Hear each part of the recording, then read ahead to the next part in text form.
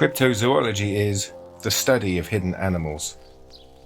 Today we're going to look at Morag, the monster of Loch Morar. While she is less famous than her cousin Nessie, the monster of Loch Ness, she is just as fascinating and, indeed, is in a location that is arguably more likely to be hiding an unknown creature. Loch Morar is situated in the far west of the Scottish Highlands, only about a mile from the Sound of Sleat, that part of the sea separating the mainland from the Isle of Skye. Its waters empty into this. The loch is some 70 miles away from Loch Ness. While Loch Ness has always been far busier and has had a main road running its length since 1933, Loch Morar is, even today, comparatively remote. No road goes fully round it, and most of the shore is only reachable by boat or foot. The surrounding landscape is wild and rugged. It is the fifth largest loch by surface area in Scotland and the deepest freshwater body in the British Isles, with a depth of 1,017 feet or 310 metres. It is 11.7 miles or 18.8 kilometres long. It was created by glacial action some 10,000 years ago. Whatever might be in Loch Morar can only have been there since then, therefore, and the same is true of Loch Ness, which was frozen during the Ice Age. Sightings of a strange creature in Loch Morar have been recorded since 1887, some of them by more than one person at a time, though there was a local legend long before this time. The 1887 sighting was made by James MacDonald, who recorded that and other accounts in a book, Tales of the Highlands, in 1907. James MacDonald's writing is somewhat flowery and romantic, but does at least show a level of belief at the time in a creature inhabiting Loch Morar. We mentioned Morag when we talked about mermaids, as among the mostly serpent or plesiosaur type sightings, she was sometimes regarded as a mermaid-like creature, this being part of wider Scottish folklore. James MacDonald wrote that the Morag as a rule only shows herself on Loch Morar whenever a member of a certain clan is about to die. When the Morag appears in her normal state, she is, as far as one can judge, a most attractive creature. The face is fair and prepossessing as that of the most winsome maid, and thus confronting her, she very much resembles a mermaid, only the Morag's body is more cumbrous than that of the latter. In fact, it is more in affinity to the sea serpents. A man from Bryn Corey told me that the Morag once chased a boat, and after swimming in front, she raised herself almost clean out of the water, and on revealing a snowy bosom, she afterwards began shaking a cluster of yellow hair. A young man, a member of the forbidden clan, who, being in the boat, grew so enamoured of the clustering locks, dainty mouth and teeth, that he plunged into the water to embrace the alluring creature. Here then, Morag is clearly more mermaid than monster, but the latter idea was already starting to appear, as we shall see. One of our most important sources for Scottish folklore comes from a Scot named Alexander Carmichael, who in the late 19th and early 20th centuries collected many tales and legends. In his writings he mentions both incarnations of Morag, as monster and mermaid, and puts great emphasis on the premonition side of Morag's sightings. His writings say that the monster was a black heap or ball, slowing and deliberately rising in the water, and moving along like a boat waterlogged. Of the mermaid version he wrote, "Like the other water deities, she is half human, half fish, with snow-white skin and long yellow hair, and she was fair, beautiful, and timid."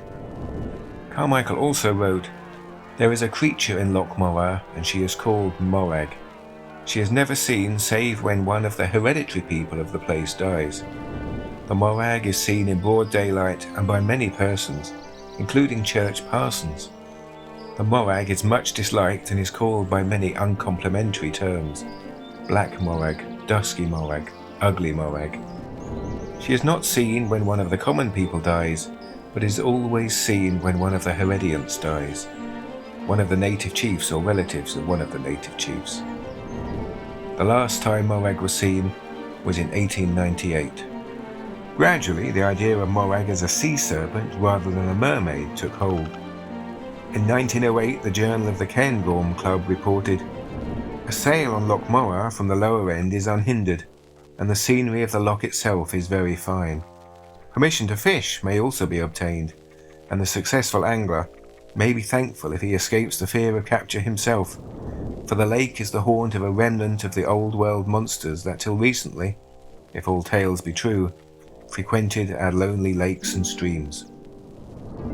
Also in 1908 came William T. Kilgore's Lochaber in War and Peace, being a record of historical incidents, legends, traditions and folklore. In this we find Morar Loch, the deepest lake in the Three Kingdoms, has gained the reputation of harbouring a monster so mysterious and uncanny that the dwellers in these parts live in perpetual terror of it. Morag, as the apparition has been christened, is said to have been seen by a number of persons of unquestionable veracity. One of them, in recounting his experience, alleges that early on a summer morn when rowing across the loch he happened to catch sight of Morag, a huge, shapeless, dark mass, rising out of the water like an island. It suddenly disappeared, and the disturbance of the water sent a ripple towards his boat, which caused it to roll slightly. Kilgore also mentioned the premonition side of the legend, in that the sea monster in Loch Morar never rises save when some MacDonald or Gillies is about to die. So we still have the appearance of Morag as a premonition of death for local clan members, but here she is clearly more monster than mermaid. At the start of the 20th century we see a definite transition from the mythical creatures of folklore to a real belief in an actual animal. The Highland News of 14th of April 1917 had an article talking about the mysterious monsters of Highland folklore and mentions Morag. A monster is still located in Loch Morar. Some places are pointed out where it feeds. The mark of its feet are found at Camersnam Brathan. This Loch Morar creature gets from the natives the name Morag. It appears only when one of the natives of the place die. The English Review magazine in 1949 reported Loch Morar in depth just under 1,000 feet and the haunt, like Loch Ness, of a monster. In 1961, the Scottish naturalist publication wrote, "The beast of Loch Morar was named Morag. Father Allen says it had been seen by reliable acquaintances of his." Reports of specific sightings began to flow in throughout this period. In 1948, 9 people out on the loch in a boat claimed to see a serpent-like creature in a similar location to the 1887 sighting. John Gillies, the boatman, was reported as saying, "Through my binoculars it appeared about 20 feet long and had prominent humps. Neither head nor tail was visible." 20 years later, in 1968, a worker from the Morar Hotel who was on a boat described a smooth-skinned black creature moving across the loch with its neck some 5 or 6 feet out of the water. The long neck was about 18 inches in diameter and it had a snake-like head.